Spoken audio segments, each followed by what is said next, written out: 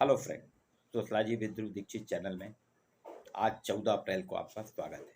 जी हाँ, आज 14 अप्रैल सामाजिक क्रांति, सामाजिक न्याय के प्रणेता, भारतीय संविधान के शिल्पकार भीमराव अंबेडकर जी का जन्मदिन है। मध्य प्रदेश के एक छोटे से गांव महू में 14 अप्रैल 1891 1891 को आपका जन्म हुआ था। जन्म से लेके मृत्यु पर्यंत तक आपने सदैव आर्थिक सामाजिक भेदभाव झेला, लेकिन आर्थिक सामाजिक भेदभाव से आपने हार नहीं मानी। आपकी 133वीं जयंती है। आपका कहना था व्यक्ति का जीवन लंबा नहीं होना चाहिए लेकिन महान होना चाहिए। वो कहते थे व्यक्ति को सामान्य जीवन जीना चाहिए, लंबा जीवन नहीं जीना चाहिए, महान जीवन जीना चाहिए। और हम देखते हैं हमारे पूर्व राष्ट्रपति एपीजे अब्दुल कलाम, आज उनका जीवन लंबा नहीं था लेकिन महान था। लाल बहादुर शास्त्री सामान्य जीवन जिए लेकिन महान थे। तो ऐसे ही अंबेडकर ने कहा कि जीवन लंबा नहीं होना चाहिए, सामान्य होना चाहिए। वो कहते थे बुद्धि का विकास, आपकी जो बुद्धि है इसका विकास मानव के अस्तित्व का अंतिम लक्ष्य। हम सभी को अपने जीवन के, अपने अस्तित्व के अंतिम लक्ष्य के रूप में बुद्धि का विकास ही रखना चाहिए और दूसरी कोई चीज़ नहीं। शिक्षा जितनी पुरुषों के लिए जरूरी है, शिक्षा जितनी पुरुषों के लिए आवश्यक है, उतनी ही महिलाओं के लिए। भारत में जेंडर डिस्क्रिमिनेशन की बात होती थी, उसी पे अम्बेडकर कहते थे। वो कहते थे कानून व्यवस्था जो है राजनीतिक शरीर की दवा है। जो पॉलिटिकल बॉडी है उसकी दवा कानून व्यवस्था है।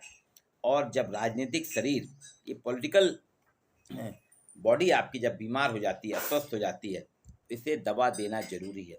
और ये दवा कैसे मिलेगी?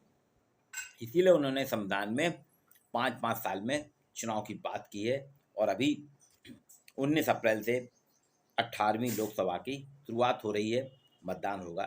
तो हम सभी को राजनीतिक शरीर में जो बीमारियां, विकार आ गए हैं, उनको दूर करने के लिए, उनके समाधान के लिए मत देना पड़ेगा। आप सभी अपने मत का प्रयोग करें।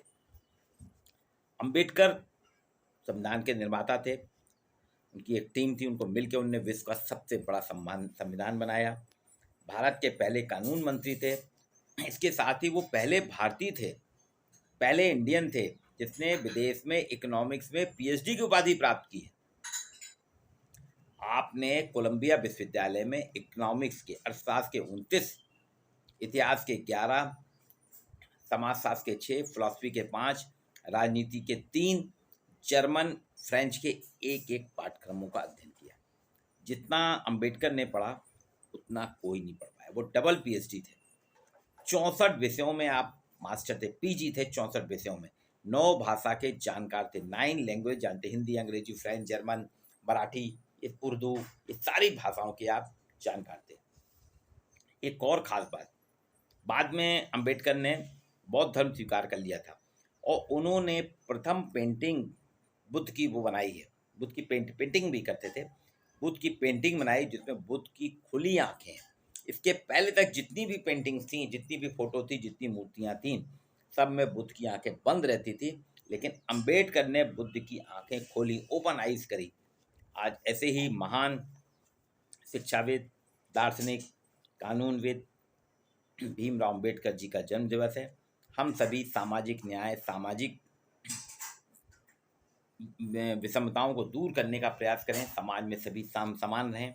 और इसके लिए कहते थे हर व्यक्ति को समाज में सामाजिकता लाने के लिए, सामाजिक न्याय लाने के लिए सबसे बड़ा राफेल, सबसे बड़ा लड़ाकू विमान राफेल, या सबसे बड़ा जो हथियार है वो आपका शिक्षा है। अगर आप शिक्षित होंगे, आपकी सारी समस्याएं, सारी परेशानियां दूर जाएंगे।